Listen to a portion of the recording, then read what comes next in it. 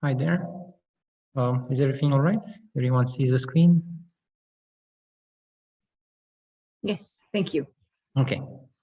Hi, I'm Sabin Roman. I'm from the Center for Study Existential Risk at Cambridge University. I'm currently visiting YASA. We had a presentation in the morning from there. Yeah, I'll be talking about my work on societal collapse. And this has been ongoing for a few years since my PhD. And this is some of the collective findings, some of the findings I've had.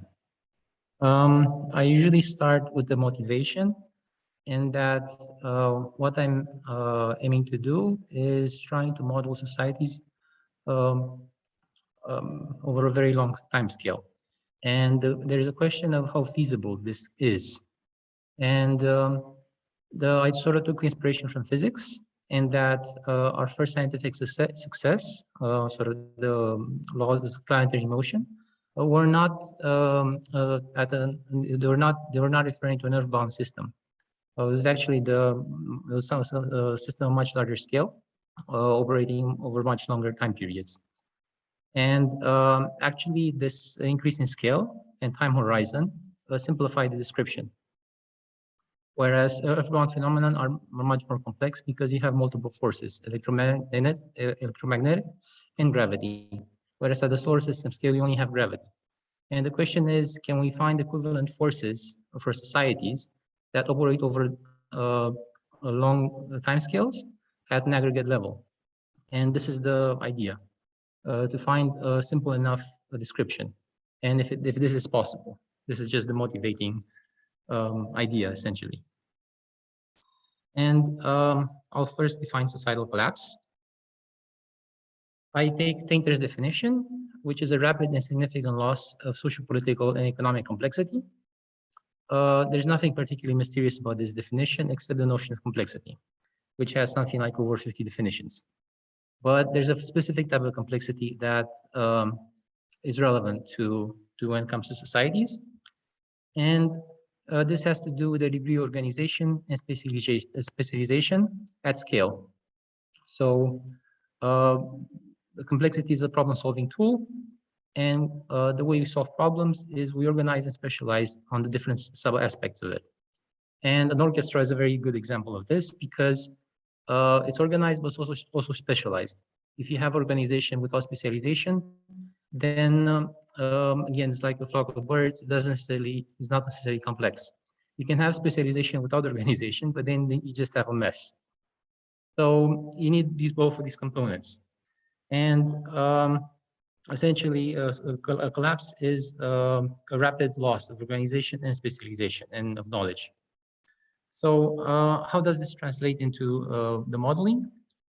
The work, the sort of the recent history of the topic in terms of mathematical modeling, starting with a paper by Brandon and Taylor, where they did a model of Easter Island. And they sort of had sort of an economic type of model with utility maximization underlying agent behavior. And they actually do a pretty bad fit to the historical record, the best that was known at that time. And I also developed a model that has a noticeably better fit. And there's an underlying phenomenon where there is a critical parameter in the system and a tipping point. And the critical parameter is the harvesting rate per capita. If that is low enough, then the system can equilibrate. If that's too high, then the system starts oscillating with very large amplitudes and essentially constitutes a collapse. So this is a neat idea that encapsulates well the dynamics on Easter Island. And recent work showed that they might have not have collapsed and nothing really happened on the island. But this is easily accommodated within the model if you have a low enough extraction rate per capita. I also did a model of the Maya civilization, and the exact same phenomenon occurred.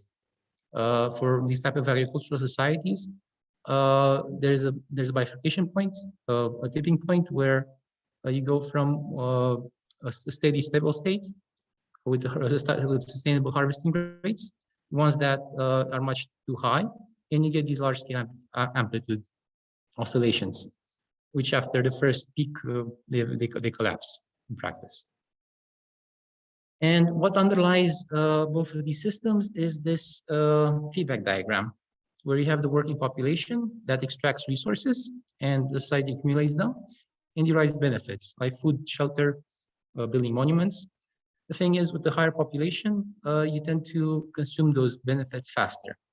And you also have increased likelihood of war that tend to diminish the returns even more. So this is the underlying diagram that for both societies. I also have models for the Roman Empire, and there I modeled the army size, the land extent, and the quality of the coins they used. And it's a completely different system, different variables. But if you look at the specifics of a dynamical system that describes it over time, you get this feedback diagram where you have the state and the army that tries to control more territory, and they derive benefits from that, which can be precious metals, tribute, taxation, and this further leads to an increase in the state apparatus in the army.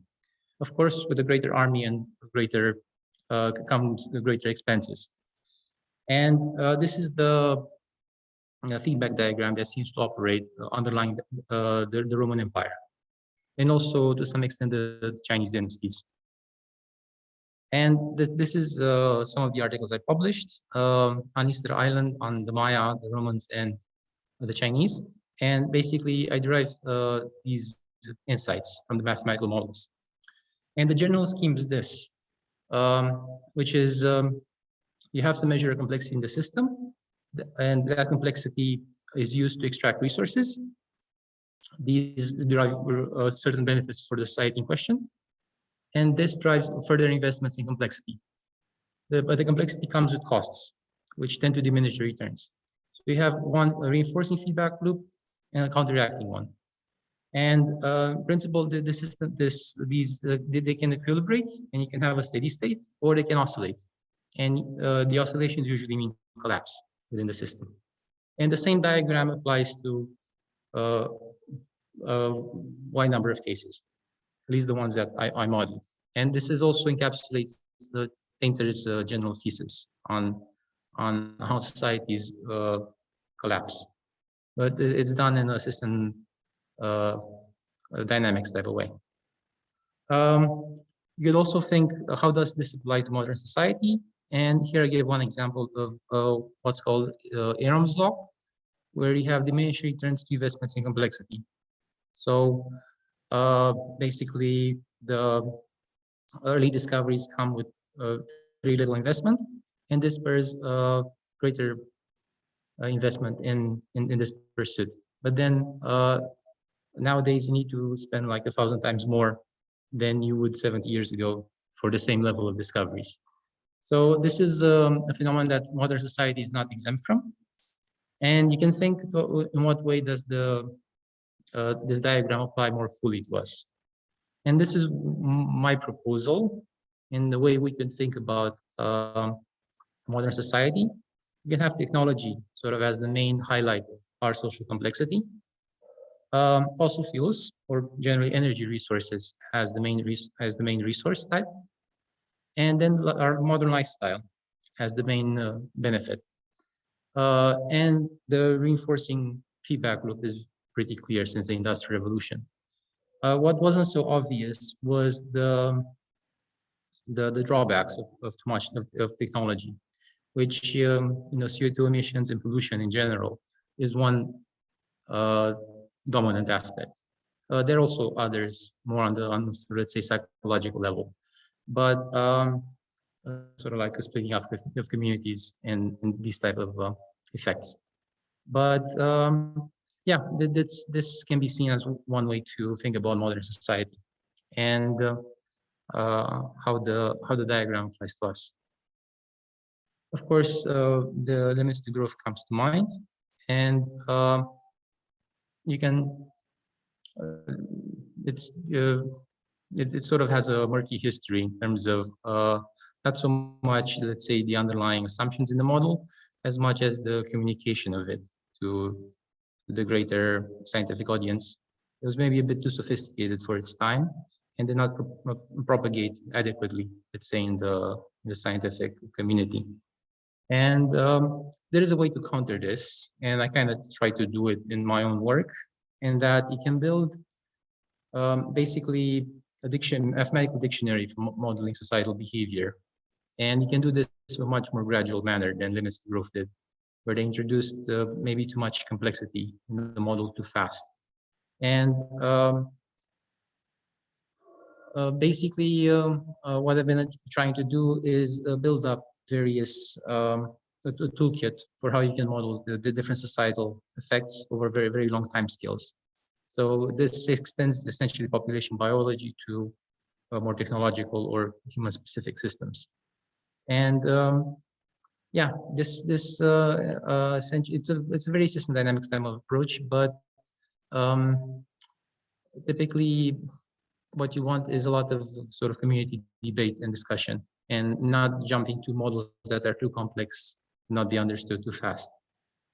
And that's one way you can build a sort of greater understanding, not just in depth, but also in terms of communicating it effectively.